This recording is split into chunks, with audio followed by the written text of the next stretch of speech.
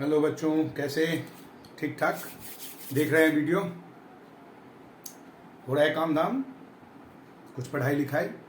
हम लोग देखो बात कर रहे थे acid base, salt, acetic salt, neutral salt, सारे सॉल्ट के तीनों टाइप के सॉल्ट के बारे में हमने डिस्कस किया इससे पहले वाले वीडियो में।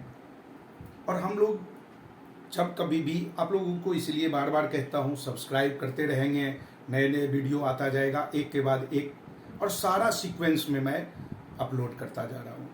शुरू से अंत तक आपको वीडियो को देखना है, कंप्लीट वीडियो देखिए तो पूरा बात आपको समझ में आएगा। और बीच में से थोड़ा सा देखा भाग गए तो बहुत सारी बातें नहीं क्लियर होती है।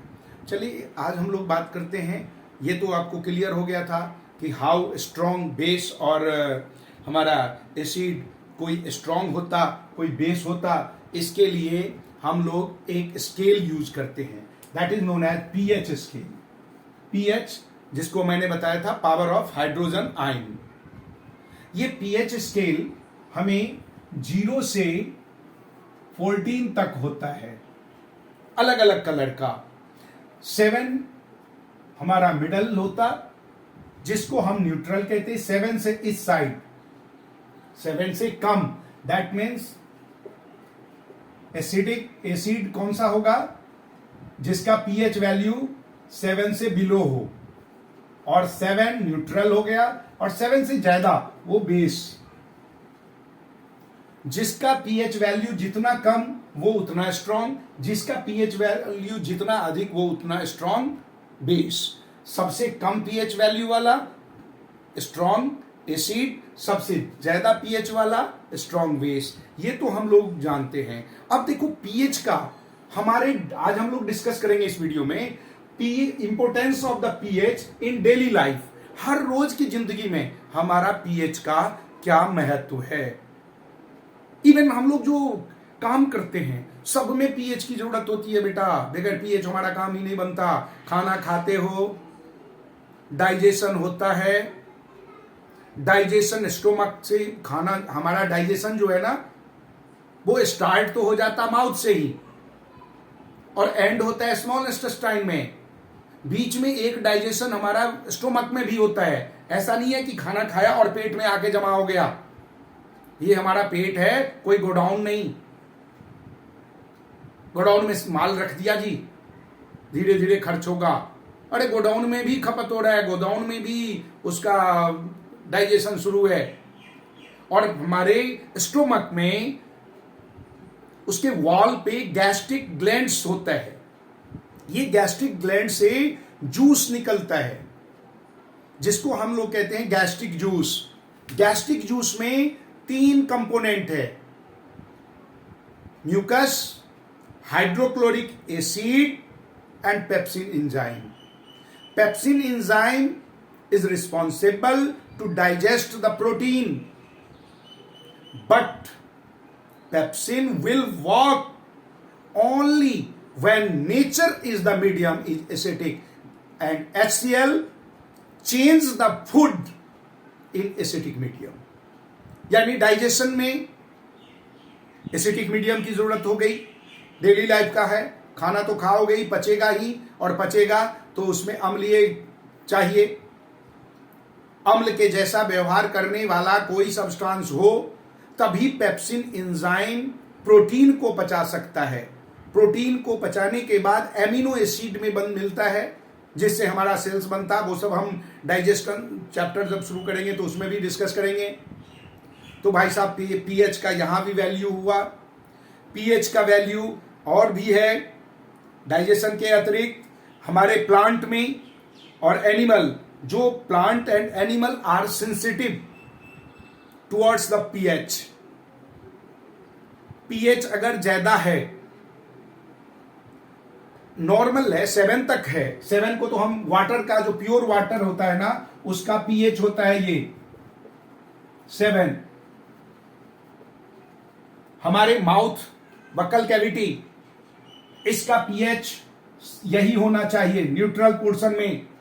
लेकिन अगर पीएच वैल्यू रिड्यूस हो गया, 5.5 तक आ गया, पीएच वैल्यू, तो वो हमारे माउथ की कैविटी में जो है ना, माउथ में वो एसिडिक नेचर हो जाएगा और हमारा जो टीथ एनामल है वो क्लोराइड होगा।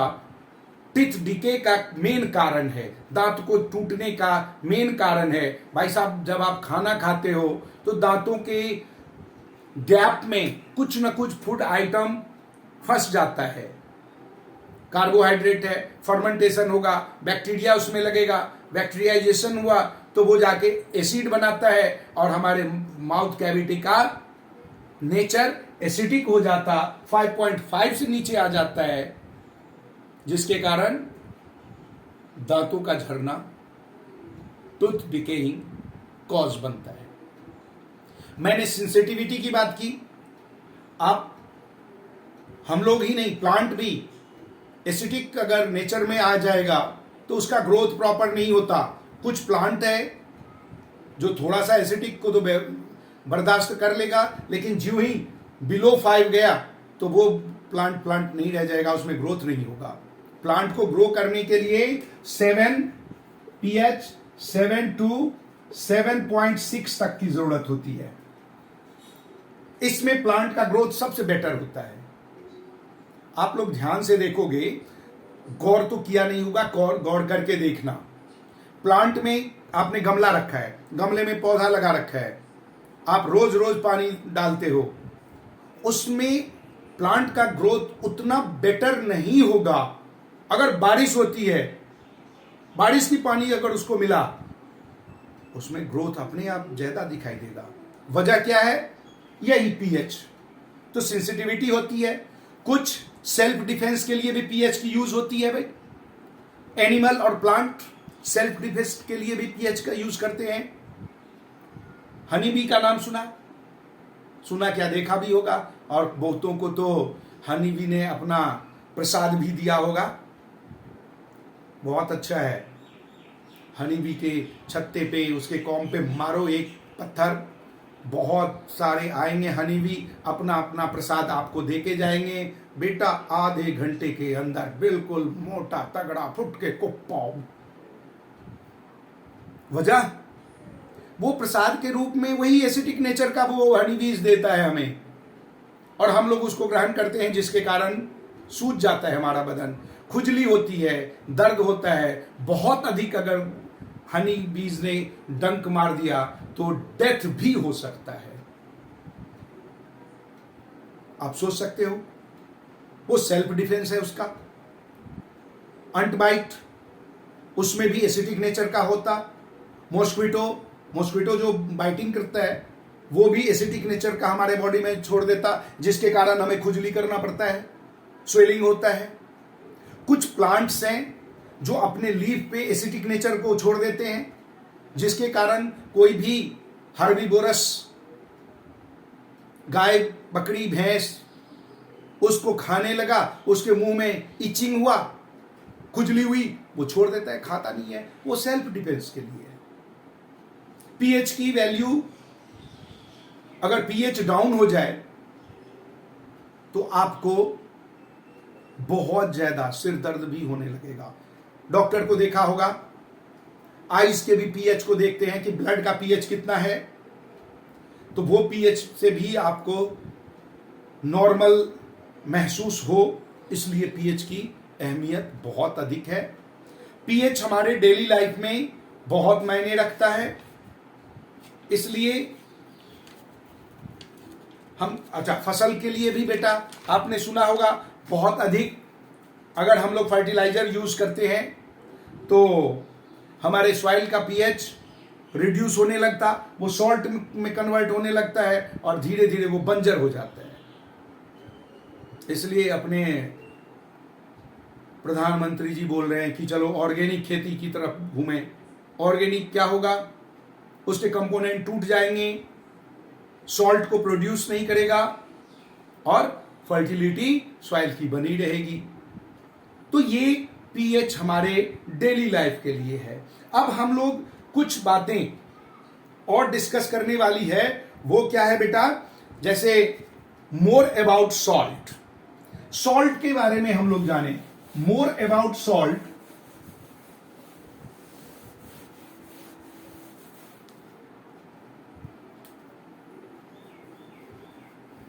More about salt. सॉल्ट तो आप जानते ही हो।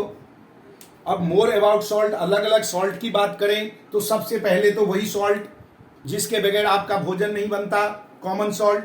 बेटा एक चीज और याद रखने की बात है, जब मोर अबाउट सॉल्ट की बात करें, किसी भी सॉल्ट के बारे में हम लोग डिस्कस करेंगे, तो सबसे पहले हमें जानना होगा उसका कॉमन नेम, उसके बाद जानना होगा हमारा केमिकल नेम,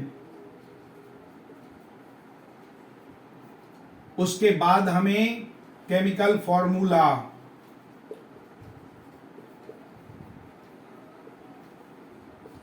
उसके बाद यूजेस,